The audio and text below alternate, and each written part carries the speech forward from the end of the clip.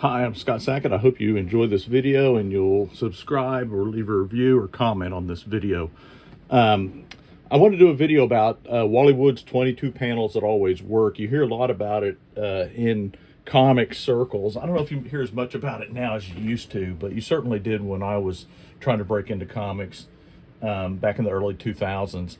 So I was given this Xerox at 2000 at the 2000 San Diego Comic-Con by Mark Chiarella. Mark Chiarella was the art director for DC Comics. He had if you're unfamiliar with the name, he worked a lot with Darwin Cook. He did the New Frontier series was Mark Chiarella's thing. Batman Black and White, that series, the Solo series. Mark Chiarella is a fantastic illustrator, and I would recommend following him on Instagram if you're unfamiliar with him. But he reviewed my portfolio, first ever professional portfolio review at a comic convention. He gave me this Xerox. This is Wally Wood's 22 panels that always work. Now, a little bit about Wally Wood real quick. Wally Wood was a very prolific comic book artist, and in the 50s, did a lot of work for EC. Was really he did a little bit of everything, but his forte, I always thought, was science fiction. Did a lot of EC science fiction stuff. Inked Jack Kirby's Sky Masters and the Space Force newspaper strip, the ill-fated newspaper strip. Did some key issues of Daredevil early on. Inked a phenomenal looking issue of Fantastic Four over Jack Kirby. I think it was issue 8, maybe. Let's see, 7 or 8, something like that. But it's the one where the Fantastic Four fight the Red Ghost on the moon. The Red Ghost with his what's he got? Gorillas, orangutans. Anyway, Wally Wood suffered all of his life with migraines. Later in life, he was alcoholic. Later, he had kidney failure. He had a stroke late in life that caused him to lose vision in one of his eyes, and so regrettably, at the age of 54, he chose to take his own life. But he has become kind of a larger than life character, no pun intended, in comics. Famously, he said he had he always worked at a studio, and at one point he had a sign taped up that said something like never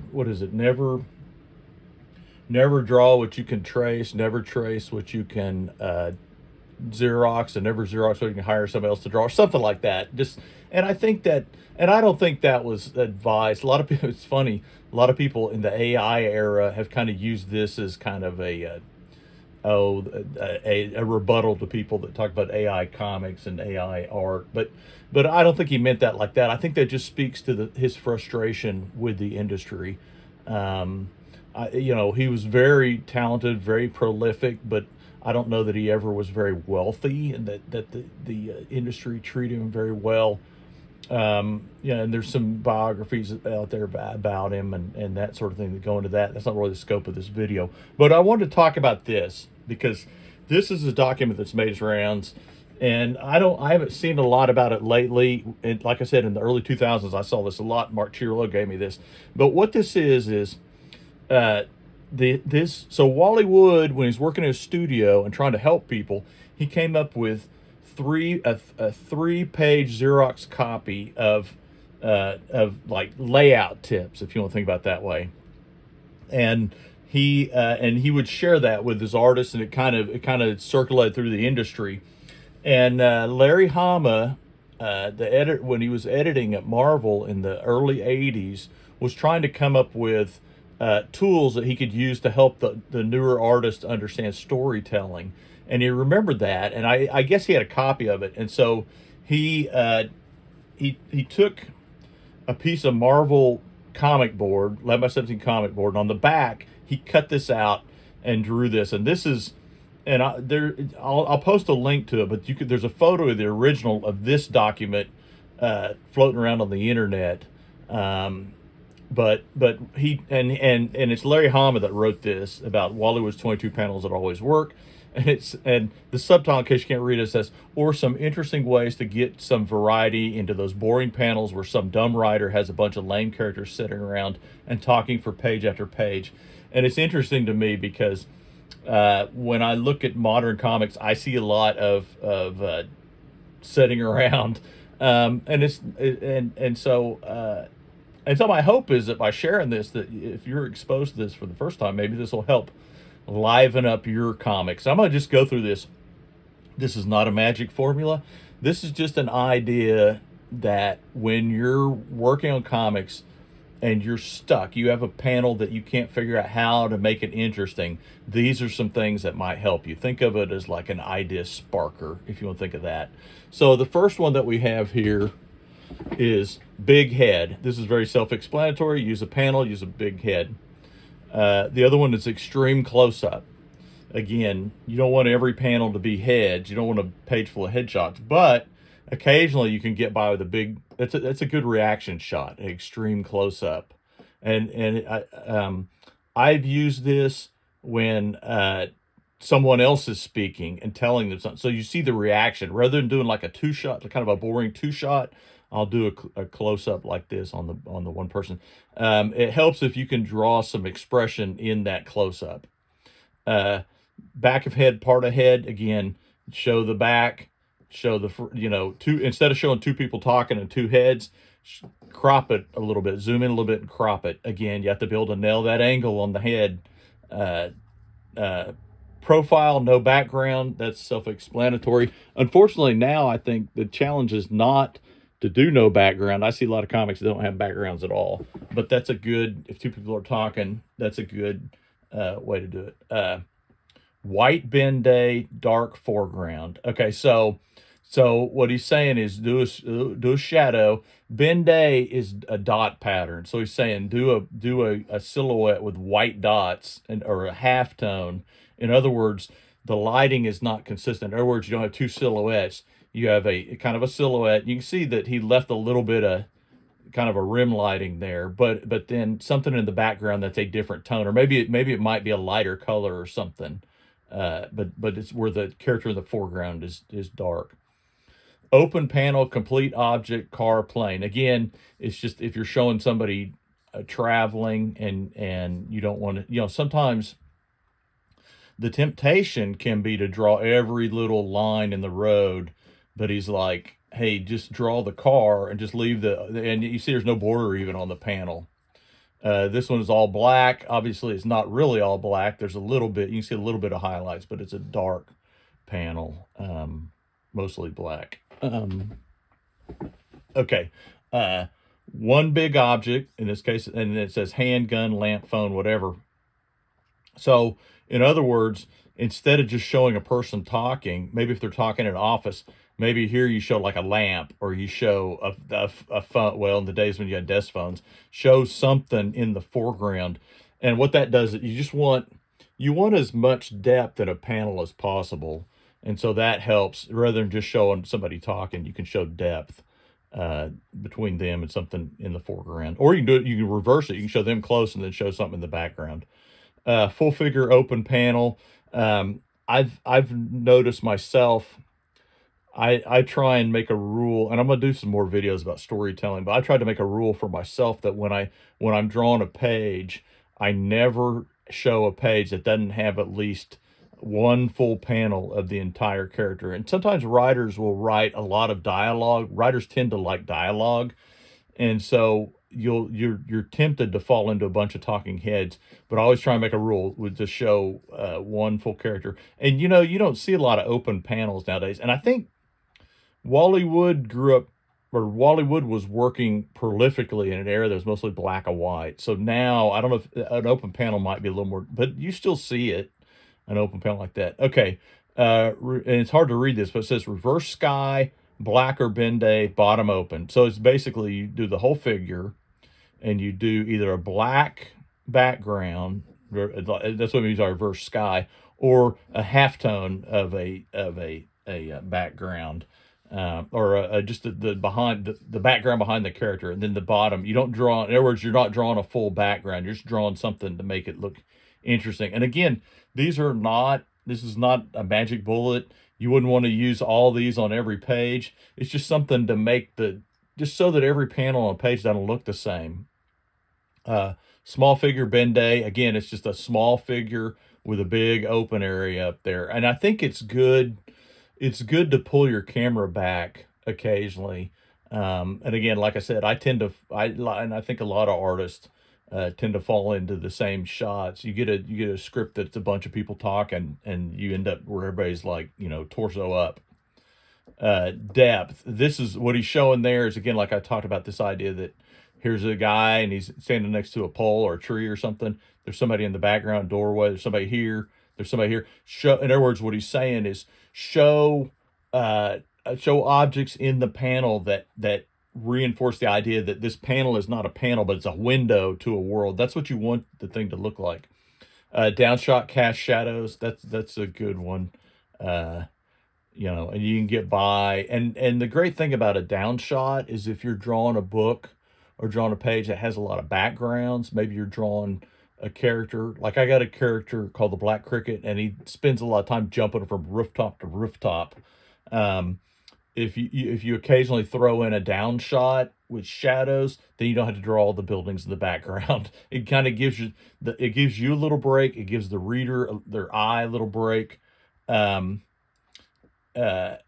shape. I don't know what that last word is. Sky, maybe L-shaped sky. Again, it's just the idea of you're doing an L-shaped shadow. And again, it's just a way of doing something different. In How to Draw Comics the Marvel Way, there's a lot that they show about using black shapes in your panels, and I'll probably go over that when I do another storytelling video. Diagram eye level. I don't know what this is, but it's just showing that you do a straight on shot of the two people talking. In a lot of samples I've seen people show me, this is not an issue for them. Side light or top. Again, it's just showing that rim lighting. Okay, I want to make sure that was on the screen. Showing that rim lighting. Let me move it up. To show that rim lighting and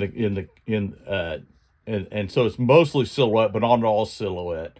And you don't see that a whole lot nowadays. But that's a good technique if you can get a good like rim shot. Reflection. Again, it's this idea that there's a character standing there and he shows some reflection. It doesn't have to be that. It can be, if you do a city scene, you some reflection in the water, that can be very powerful. I like when I'm drawing like alleys and stuff like that, or streets. I always too.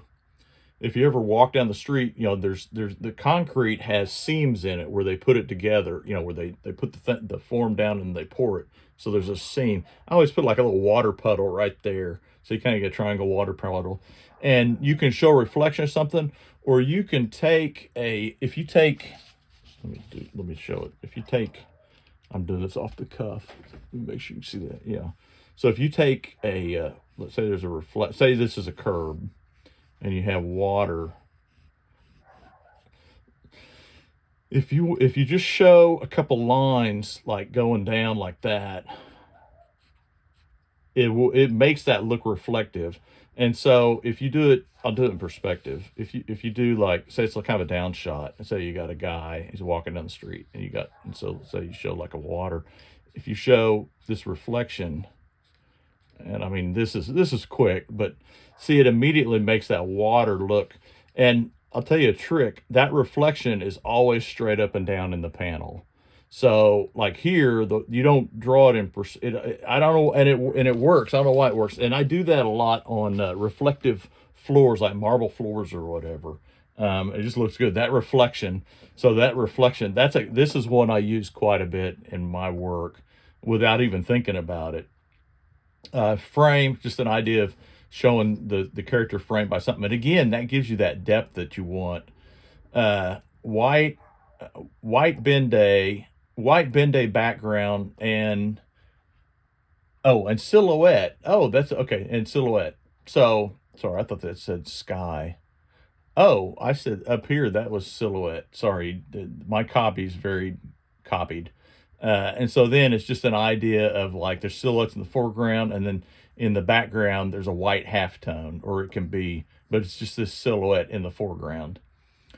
Three stage. What is three stage? Foreground, middle ground, background. It's just this idea of showing depth, and you should always be thinking about showing depth. Sometimes you just get in a rut where you're trying to get something out, and you don't get your silhouettes in there. Okay. Let's see.